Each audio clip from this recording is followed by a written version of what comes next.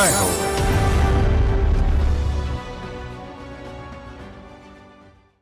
నమస్కారం. సామాన్యుల అసమాన గాథల సమాహారం ఈటీవీ జయహోకు స్వాగతం. పసుపు తాడే ఉరితాడే బిగిస్తుంటే ఆమె సాహసంతో బంధనాలు తెంచుకుంది. బతుకు కాన్వస్ మీద తన జీవన రేఖలను తానే గీసుకుంది. చిత్ర కళాకారిణిగా కొత్త జీవితం ఆరంభించింది. కాఫీ చిత్ర కళాఖండాలతో ప్రపంచ ప్రసిద్ధ చిత్రకారిణి అయింది. ఖైదీల బిడ్డలను ఖైదీలుగా పరిగణించే దుస్సాంప్రదాయానికి తెరదించింది. ముంబై బైకుల్లా మహిళా కారాగారం. సర్వోన్నత న్యాయస్థానం తీర్పును ఆలస్యంగానైనా అమలు చేసి సంస్కరణల పదంలో పయనిస్తోంది. 2 విభిన్న కథనాలతో మీ ముందుకు వచ్చింది జయహో.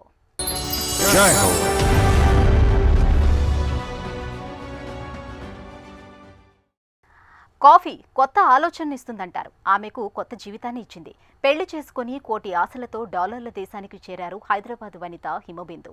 అక్కడ ఆధిపత్య నరకం, క్షోభపెట్టిన వివక్ష, గృహహింసతో ఆమె ఆశా సౌధం కూలిపోయింది. కళ్ళ చెదిరినా కళ తోడైంది. ఎడారి లాంటి జీవితంలో ఒయాసిస్లా నిలిచింది. జీవితమే మారిపోయింది.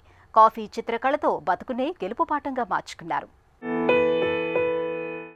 Art, painting, art and crafts కళలు, హస్తకళల పనులు మా కళాశాల పాఠ్యాంశాల్లో భాగాలే. స్వతహాగా వర్ణ చిత్రకారిణి అయిన మా అమ్మే నాకు తొలి స్ఫూర్తి. నాకు 2 పోస్ట్ గ్రాడ్యుయేషన్ పట్టాలున్నాయి. 2 పెద్ద బహుళజాతి సంస్థల్లో పనిచేశాను. గ్లోబల్ లీడర్గా మారాను.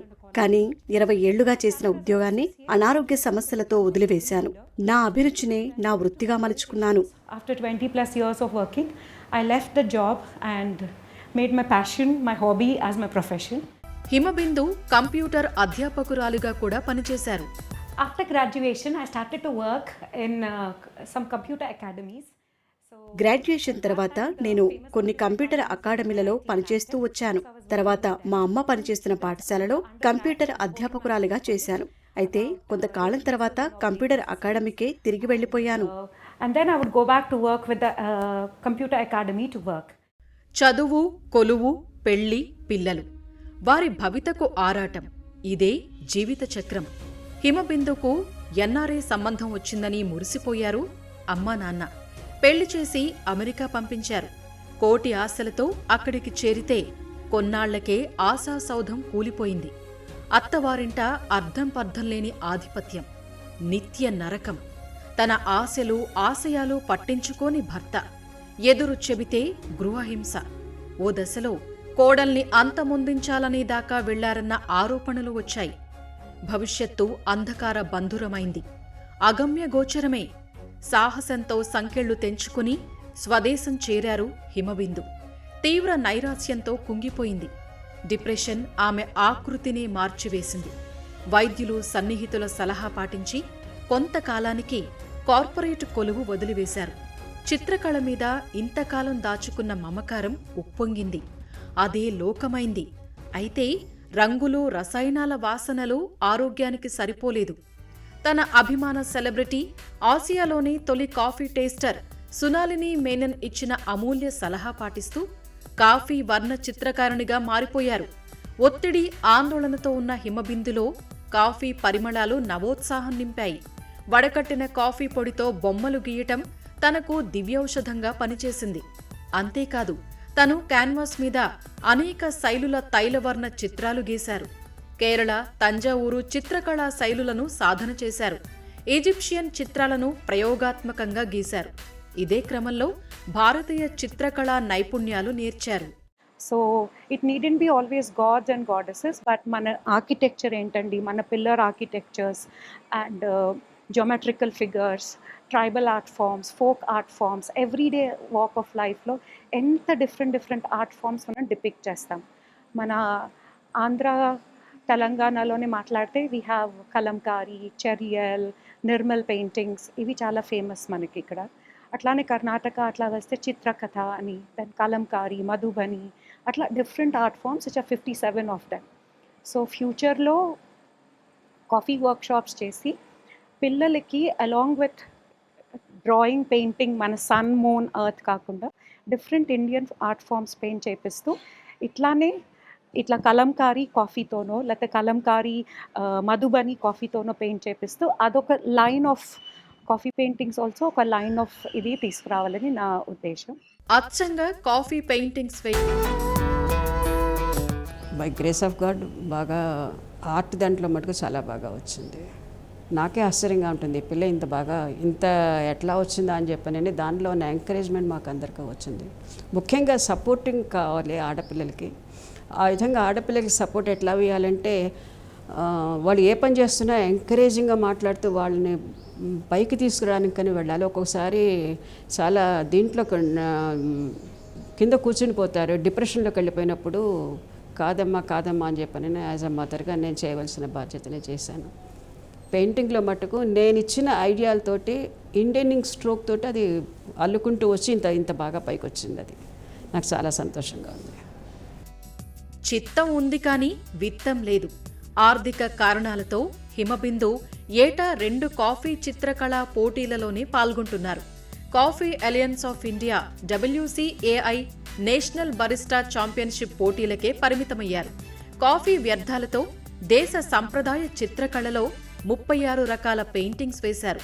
వీటిలో వ్యంగ్య చిత్రాలు, రాశిచక్ర గుర్తులు, క్యారికేచర్లు, గిరిజన సమూహాలు, నిలువెత్తు వర్ణ చిత్తరువులున్నాయి.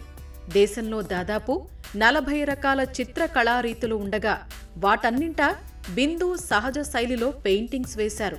మన దేశంలోనే కాక విదేశాల్లోనూ పేరు ప్రఖ్యాతి లభించాయి. ఇండియాలో రిచ్ కాఫీ కల్చర్ ఉంది. దాంతోపాటు మన ఇండియాలో ప్రతి స్టేట్కి కొన్ని సిటీస్లో we have lots of rich culture and traditions ఉన్నాయి. చాలా ఆర్ట్ ఫామ్స్ ఉన్నాయి. Indian art of culture and chamber వాళ్ళు ఒక 57-58 ఇండియన్ ఆర్ట్ ఫామ్స్ని రికగ్నైజ్ చేశారు as very old traditional Indian art forms అని. నేను 48 ఆర్ట్ ఫామ్స్ చేశాను. అందులో 36 ఇండియన్ ఆర్ట్ ఫామ్స్ చేశాను. ఐ వాంట్ టు కంప్లీట్ ఈ 57-58 ఇండియన్ ఆర్ట్ ఫామ్స్ కాఫీలో పెయింట్ చేసి world I want to show case that Indian art forms can be painted in very different ways and India has a very rich art and culture. సంగీతము నేర్పించాలనే ఉత్సాహంతో Karnataka music and నేర్పించిన తర్వాత వీణ నేర్చుకుంది. దానికి ఈ art దీంట్లో చాలా బాగా పైకి వచ్చింది. మా రోజుల్లో మేము ఆర్ట్ ఎట్లా వేసేవాళ్ళం అంటే ఇండియన్ ఇంక్తో వేసేవాళ్ళం. ఇండియన్ ఇంక్ తోటి బ్రష్ తోటి స్ట్రోక్స్ తోటి మేము వేసేవాళ్ళం. దానికది నేను ఎట్లా ఫండమెంటల్స్ కర్ణాటక మ్యూజిక్లలో ఇన్స్ట్రుమెంటల్ హ్యాండ్లింగ్లో ఎట్లా నేర్పించానో అట్లాగే ఆ స్ట్రోక్స్ ఇండియన్ ఇంక్తో నేర్పించాను. దాని మీద అది అల్లుకుంటూ వేరే అన్ని పెయింటర్ దీంట్లో వచ్చింది. ఐ డోంట్ నో, దానికి ఒక లక్కేమో కాఫీ దీంట్లో చాలా టాప్లో వచ్చింది. సో ఈ విధంగా దానికి నేను సపోర్టింగ్గానే ఉన్నాను. అది ఖైదీల బిడ్డలు బందీలుగానే ఉండాలా? కన్నవారి తప్పులకు బిడ్డల జీవితాలు సమితలు కావాలా? అదేమీ కుదరదని సర్వోన్నత న్యాయస్థానం ఎప్పుడో తెగేసి చెప్పింది. మహిళా ఖైదీల చిన్నారుల సంరక్షణకు శిశు సదనాలు నెలకొల్పాలని ఎన్నడూ తీర్పునిచ్చింది. అయితే ఆలస్యంగా మేలుకున్నప్పటికీ ముంబై బైకుల్లా మహిళా జైలు ముందుగా స్పందించింది. జైలులో ఖైదీల చిన్నారులకు తొలి శిశు సదనంతో కొత్త ఒరవడికి శ్రీకారం చుట్టింది.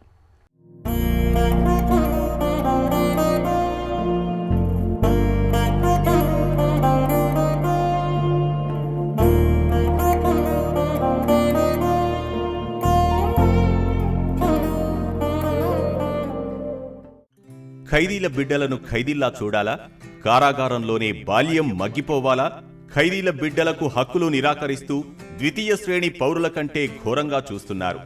ఇకపై ఇది ఎంతమాత్రం ఆమోదయోగ్యం కాదని సర్వోన్నత న్యాయస్థానం ఎన్నడూ తీర్పు చెప్పింది. మహిళా ఖైదీల చిన్నారుల కోసం కారాగార ప్రాంగణం వెలుపల శిశు సదనాలు నెలకొల్పాలని 2006లో స్పష్టం చేసింది. ఎట్టకేలకు ముంబైలోని బైకుల్లా మహిళా జిల్లా జైలు అధికారులు నన్హే కదం పేరిట క్రెష్ ఏర్పాటు చేశారు. మరాఠా భాషలో నన్హే కదం అంటే బుడిబుడి అడుగులు, టైనీ స్టెప్స్ అని అర్థం. ఇలా దేశ తొలి మహిళా జైల్లో ప్రయోగాత్మకంగా మొట్టమొదటి శిశు సదనం ఏర్పాటయింది. ఈ ప్రయత్నం విజయవంతమైతే మిగిలిన జైళ్లలోనూ శిశు సదనాలు నెలకొల్పాలని మహారాష్ట్ర జైళ్ల శాఖ భావిస్తోంది. ముంబై జిల్లా కారాగృహ మహిళా నేను బైకుల్లా జైలు సూపరింటెండెంట్గా ఉన్నాను. మహిళా ఖైదీల బిడ్డలు, సిబ్బంది పిల్లల కోసం మేము నన్హే కదం పేరుతో శిశు సదనం ప్రారంభించాం. ఈ ప్రాజెక్టు ఈ ఏడాది ఫిబ్రవరిలో ఆరంభమైంది. మా అడిషనల్ డైరెక్టర్ జనరల్ అమితాబ్ గుస్తాజీ దిశానిర్దేశంతో డిఐజీ యోగేష్ జీ సూచనతో ఈ అంగన్వాడీ ప్రాజెక్టు పనిచేస్తోంది. योगेश देसाई सर जे आहे मुंबई DIG.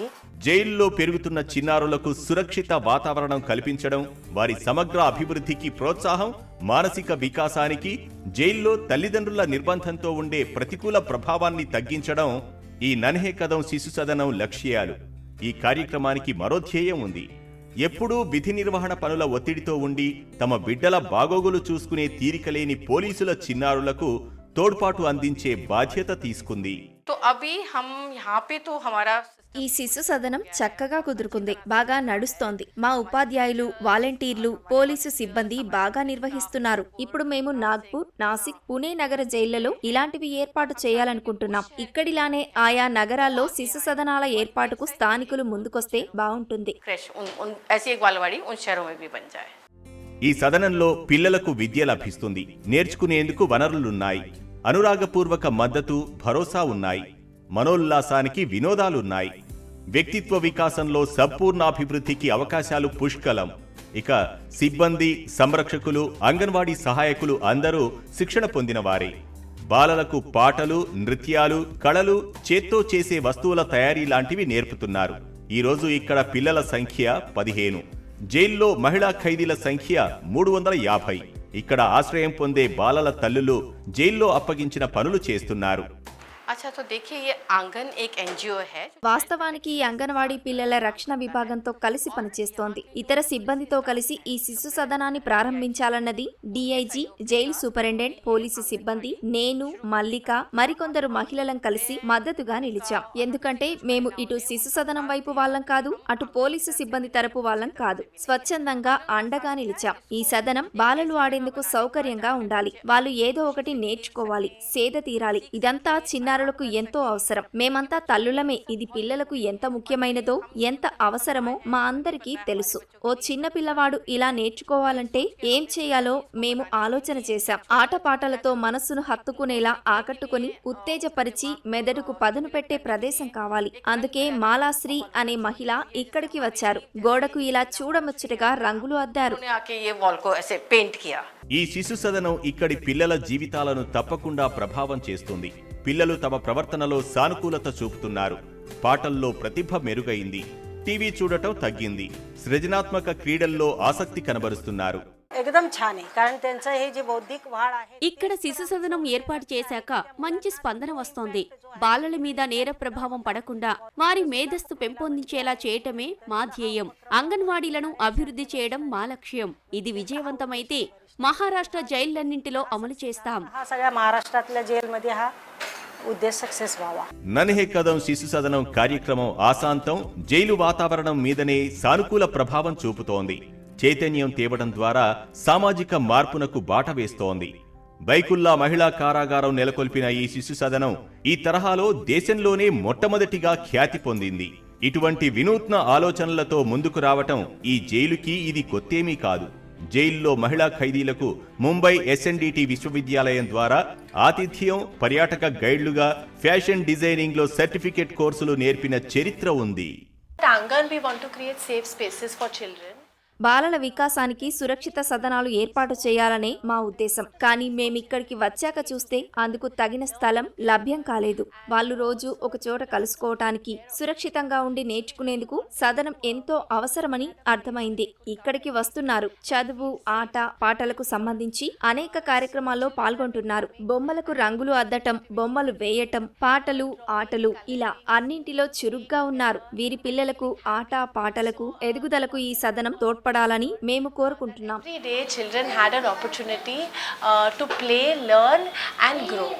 పిల్లలను ఉదయం 8 గంటలకు జైలు నుంచి ఈ క్రెష్కు తీసుకొస్తారు. సాయంత్రం 6 గంటల వరకు ఇక్కడే ఉంచుతారు. ఈ చిన్నారుల్లో 6 ఏళ్లు నిండిన పిల్లవారిని వారి బంధువులకు అప్పగిస్తారు. వారు లేని పక్షంలో ప్రభుత్వ బాలల గృహానికి తరలిస్తారు. పౌర సమాజ కమిటీల ప్రమేయం, వ్యక్తుల పర్యవేక్షణ, సహకారం ఖైదీలు, సిబ్బంది, బాలల శ్రేయానికి ఎంతో ఉపయుక్తంగా ఉంది.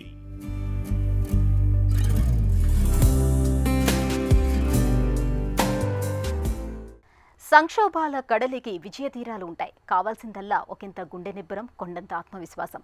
జీవనయానంలో అందమైన కళ చెదిరిన చిత్రకళతో కొత్త జీవితాన్ని నిర్మించుకున్నారు హిమబిందు. తల్లి గర్భం నుంచి బయటకు వచ్చి ప్రపంచాన్ని చూస్తూనే జైల్లో ఖైదీల్లా మారుతున్న బిడ్డలకు ఆ అవస్థ తప్పించింది జైలు అధికార యంత్రాంగం.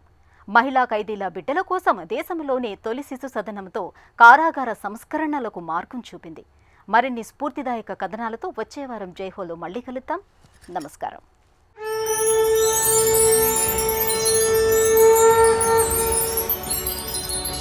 జై హో.